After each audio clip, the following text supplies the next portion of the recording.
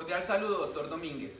Nuestro grupo está integrado por Carolina Moreno, Angélica Daza, Audi Montenegro y Laura Isabel Rubio, y quien le habla, Cristian Muñoz. A continuación vamos a presentar la solución del taller de farmacología. Para continuar con la solución del caso número 1, las reacciones adversas, como todos los IECA, es tos seca, edema angioneurótico, cefalea, fogaje, náuseas e hipotensión.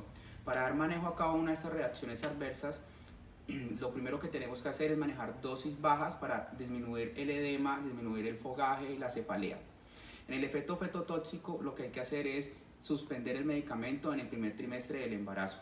Además, se encontró en la literatura que para la tos seca se puede utilizar antitusivos. Según un estudio de la Universidad de Navarra, los antitusivos no tienen ningún efecto sobre la tos seca, y lo que hay que hacer y el manejo adecuado es disminuir las dosis del medicamento. Continuando con la solución del segundo punto del taller, según la guía de trastornos hipertensivos del embarazo, la paciente la vamos a clasificar en hipertensión crónica, que es la presencia de hipertensión arterial detectada antes de la gestación o antes de la semana 20 del embarazo, o también como una hipertensión que persista después de la semana 12 de posparto. El manejo de la hipertensión crónica va a ser con 4 medicamentos: el alfametildopa, el nifedipino, la clonidina y el metoprolol. El primer medicamento, que es el alfametildopa, es un simpaticolítico de acción central que ejerce su acción antihipertensiva mediante la estimulación de los receptores alfa-adrenérgicos en el sistema nervioso central, reduciendo el tono simpático periférico. Lo más importante de este medicamento es tener en cuenta sus efectos adversos, que son la depresión, el vértigo, hipotensión ortostática materna, hipotensión neonatal, sequedad de la boca, anemia hemolítica y hepatotoxicidad. En la literatura vamos a encontrar todas estas reacciones adversas, pero no hay evidencia de que se haya manifestado en una materna. Por el contrario, vamos a tener que la somnolencia y bajo estado de ánimo se van a presentar más en estas madres.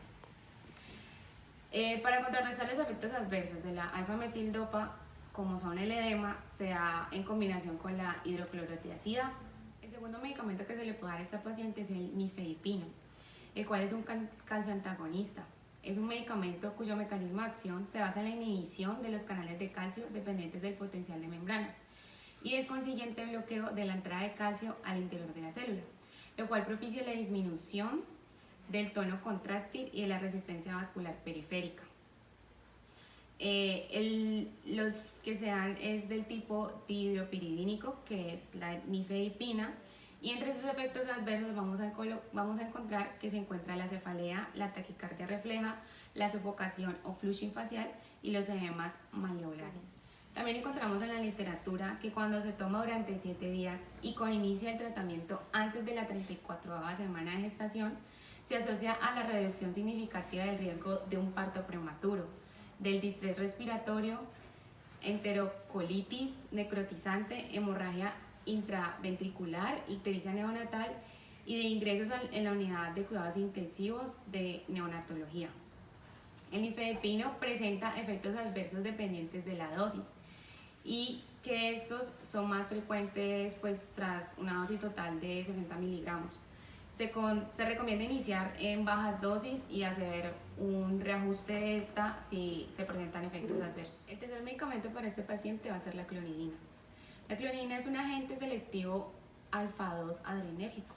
Su acción antihipertensiva se debe a la estimulación de los receptores alfa-2 adrenérgicos centrales y a los receptores centrales imidazólicos.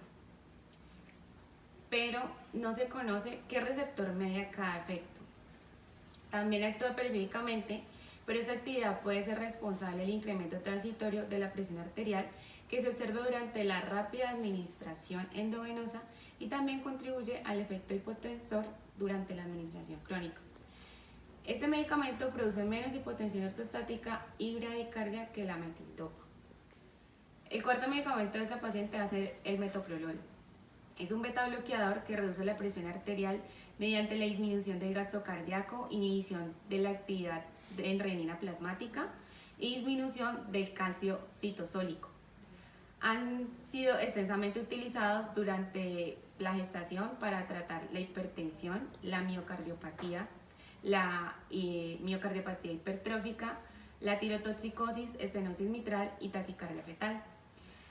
La literatura nos habla de muchos efectos adversos, pero los datos reportados pues, sobre los efectos fetales, los más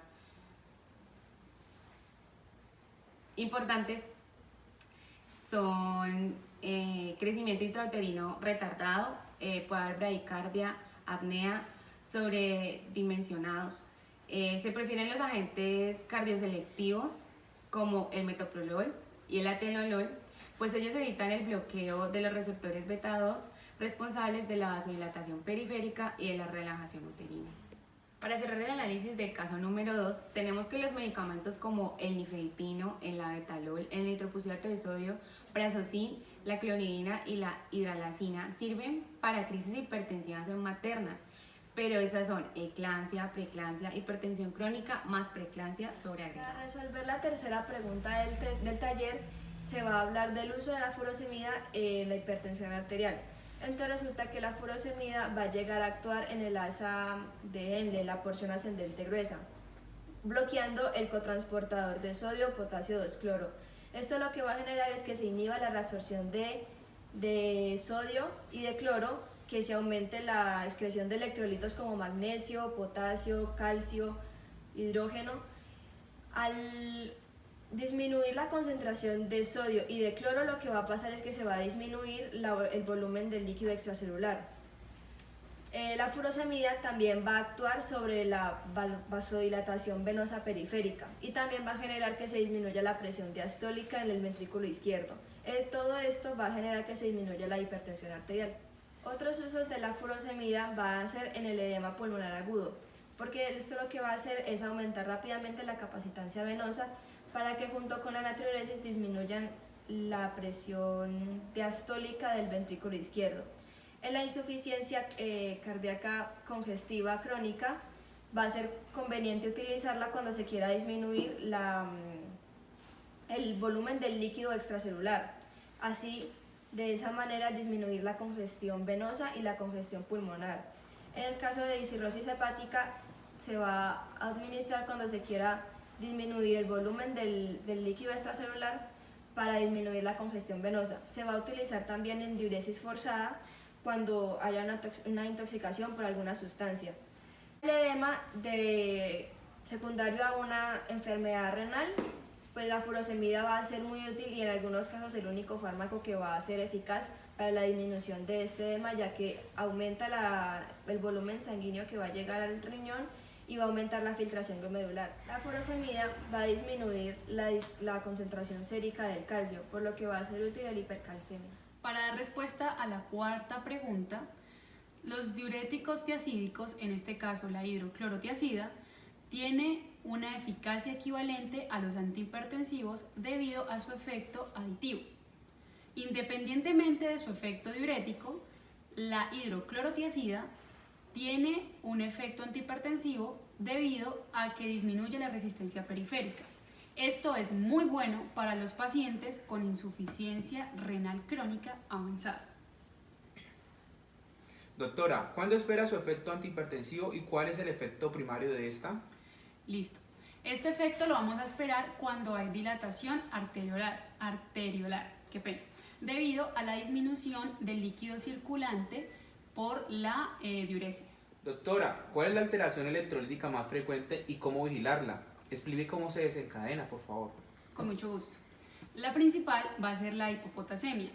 ¿Cómo la manejamos? Controlando los niveles de potasio, administrándole al paciente suplementos de potasio y también administrando la dosis que le vamos a administrar al paciente.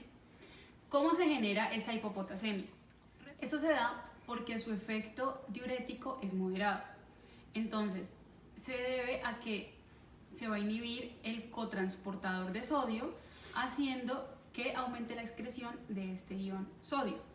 Esto va a generar que haya excreción excesiva de potasio y magnesio por exceso del sodio en la porción distal. Para terminar con el último punto del taller, tenemos como segunda opción agregar ezetimiba al tratamiento.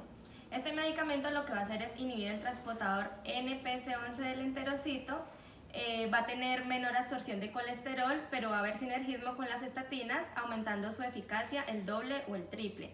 Tiene una rápida absorción oral y su excreción es por heces. Entre los usos tenemos la hipercolesterolemia de difícil manejo, la hipercolesterolemia cuando las estatinas están contraindicadas o en la dislipidemia mixta con fibratos.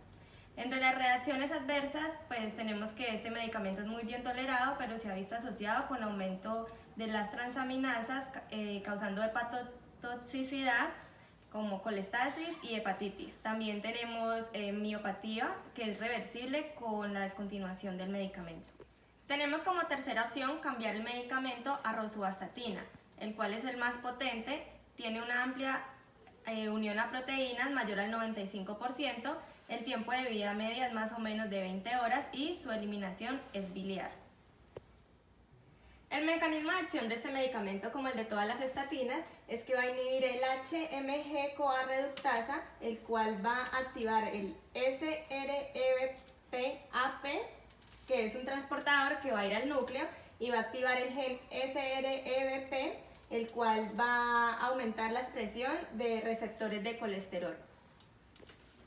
Al haber más expresión de receptores, va a haber una menor producción hepática de VLDL, lo cual va a disminuir el LDL en un 30 a 60%, va a disminuir los triglicéridos de un 10 a un 40% y también va a aumentar el HDL, que es el colesterol bueno, de un 5 a un 15%. Este medicamento tiene unos efectos pleiotrópicos, los cuales son benéficos para los pacientes que tienen riesgo coronario y van a inhibir la respuesta inflamatoria, van a estabilizar y a revertir la placa ateromatosa, van a disminuir los niveles de fibrinógeno y proteína C reactiva, va a haber una mayor producción endotelial de óxido nítrico y va a restaurar la función endotelial y plaquetaria. Entre las reacciones adversas tenemos la más importante, que es la miopatía, que puede estar desde mialgias hasta rhabdomiólisis, y riesgo de diabetes. Entre las precauciones tenemos que a estos pacientes se les debe hacer un seguimiento de la función hepática con las transaminasas y muscular con la CPK. Es categoría X en el embarazo y pues se tiene que tener precaución cuando se da sola o con medicamentos que aumenten el riesgo de miopatías como el ezetimibe. Doctor Domínguez, con esto terminamos la presentación de la solución del taller de farmacología. Muchas gracias por su atención.